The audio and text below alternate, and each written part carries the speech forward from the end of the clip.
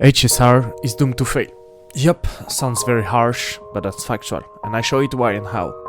The usual critics about Honkai story is usually power creep fiesta, predatory practice, unit scaters around Archetype and best in slot comp just to being able to clear endgame.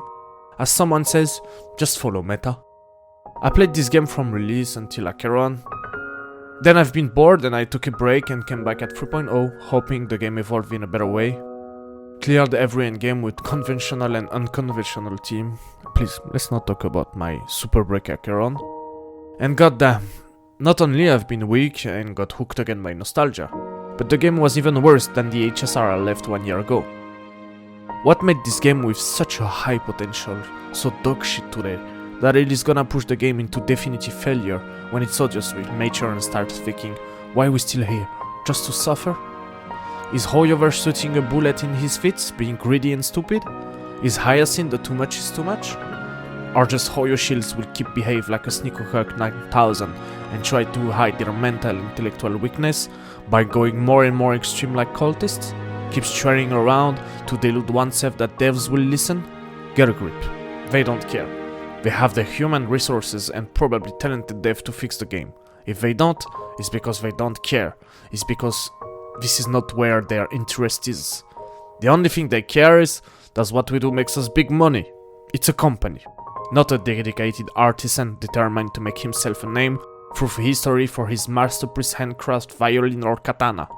Make yourself a reason. It is not the new and even more broken shiny unit who will change that. It's just a shinier symptom of this game's disease. Let's begin. The implementation of Archetype. In game design, implementing an archetype, a mechanic, is very common. It's a breath of fresh air who avoid the game to only revolve around raw numbers, but more about how make those numbers appear. And this is how you create uniqueness and target every player by creating something who will fit, who will match the approach he likes. Where the game is failing is by implementing them not to one unit, or allowing a unit to activate by itself, but forcing the whole team or specific units as enabler. A game designed to enable the mechanic at full potential, or in HSR case, viability level. Let's talk about Super Break.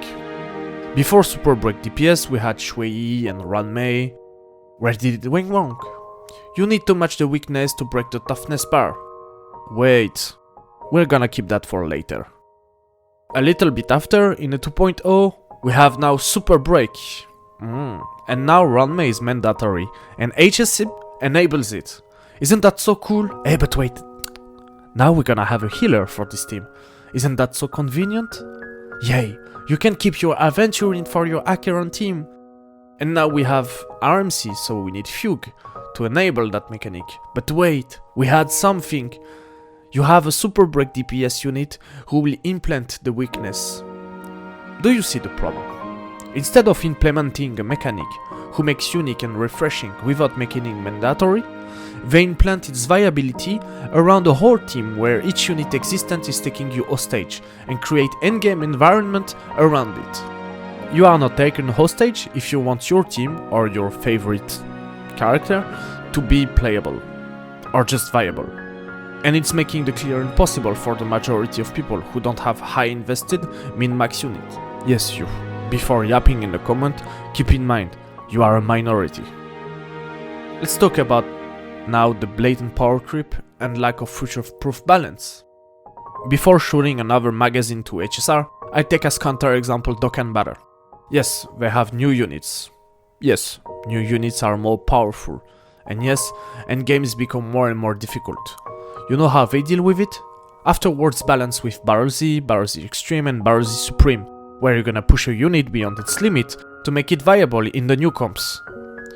And at the end of the process, for each unit, you will earn around 10 to 15 pull per unit buffed, and you don't need to put your roster in the trash.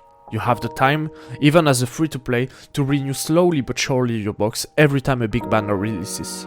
Older units are balanced to make them work with new units and reach new summits. For example, there is kind of legendary rare units where they're gonna change their passive, they're gonna change the conditions where they're gonna trigger their highest damage, they're gonna a little bit actualize their set effect, their team effect to match the new standards of today. You wanna know what they have? Team comp versatility. So let's go back to Honkai Star Rail. I can already read the people who will tell me they have listened, Blade Seal and Jinliu and Silverwolf gonna be buffed. But it doesn't change the issue. They are not relevant enough as units. All of them have been power crept in their own league.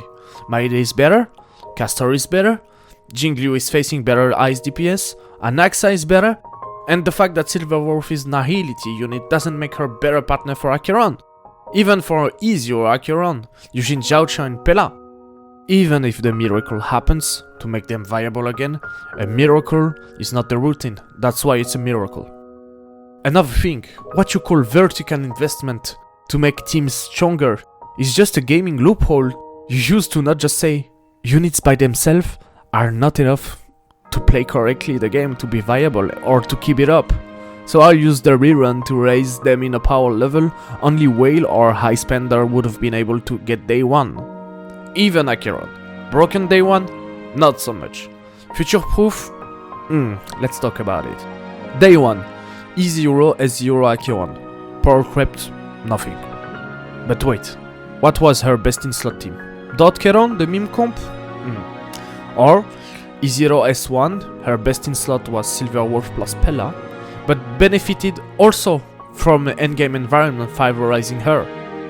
Let's take a weird example. In 3.0 I have a troll team, Acheron Super Break. So I need E2 S1 Acheron with top 1% artifact and giga optimized mates and gear with E2 run May to being able to clear. Quite an investment, you will tell me. It's not 4 units, it's 2 E0 units, 2 E2, the price of 8 units and 5-star light cones that I could have saved for other units to pull it if the game was correctly balanced. And you wanna compare with a regular best in slot Acheron team? Let's do it. Day 1 E2 S1 team, Acheron E2 S1, 3 units in cost. E6 Pella, Sparkle with the S5 DDD, Aventurine. And later, we're gonna have to transition to Jiaocho, to maybe on a rerun or I don't know. Future proof? At what cost? And now the only way to make that team viable?